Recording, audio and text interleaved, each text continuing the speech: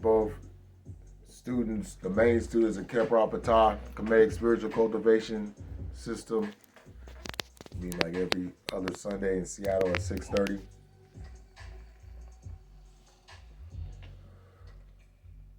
We're gonna talk about some double K shit. We're gonna talk about Kyrie and Kkkoonye. All right, I'm gonna start off with about Kkkoonye. So first of all, this nigga said slavery was a choice.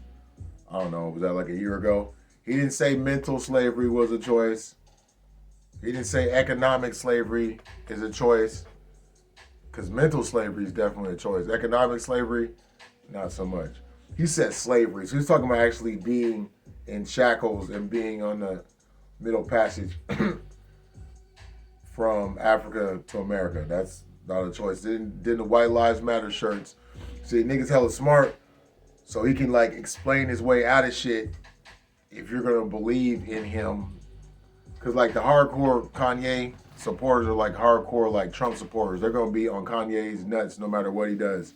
So the first thing he said when he made those White Lives Matter, I mean most white people don't even wear White Lives Matter shirts, and most racist white people don't even wear White Lives Matter shirts.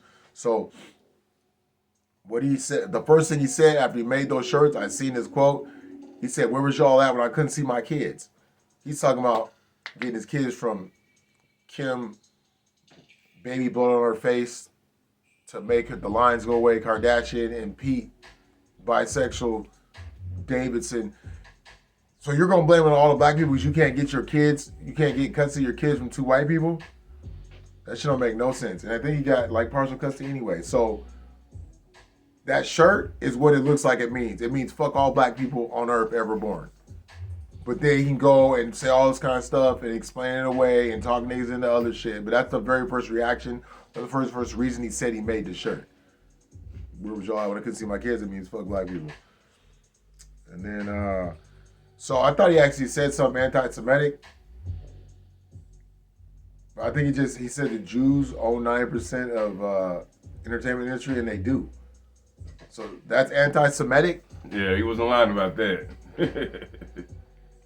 That was not anti-Semitic. I don't know why anything anti-Semitic, and he's speaking the truth, the facts.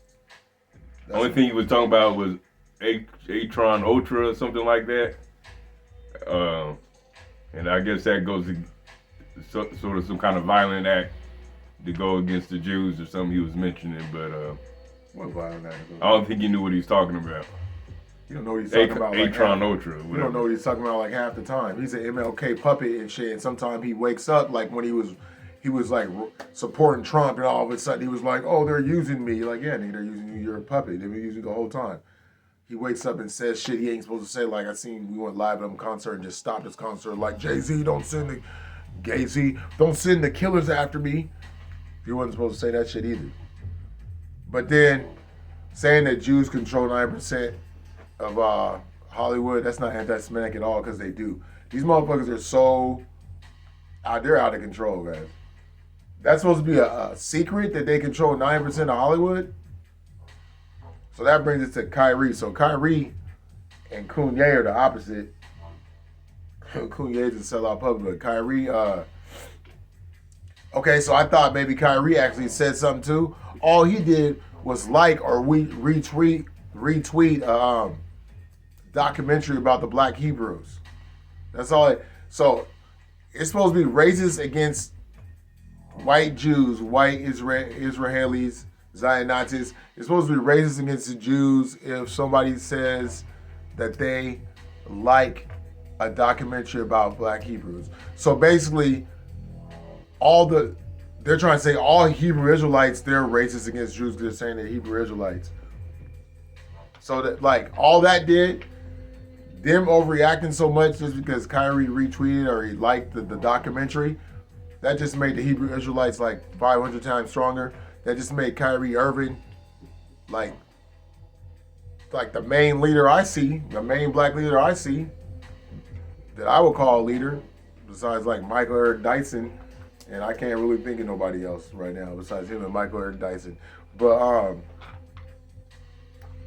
so with that documentary that the NBA Jew Illuminati hated on so much and made such a big deal out of, and that they suspended him. That documentary probably got millions of hits now. And now that they brought it to the world's attention, there's probably 500,000 white people and Jews watching it saying, dang, what if they're right? What if they are black Hebrews? What if they are the real Jews? So all they did was fuck themselves up with that. And I think he might retire. I've seen that a couple times, and he might retire. So I'm gonna let him speak some more. I'm gonna say one more thing about Jews calling other people anti-Semitic.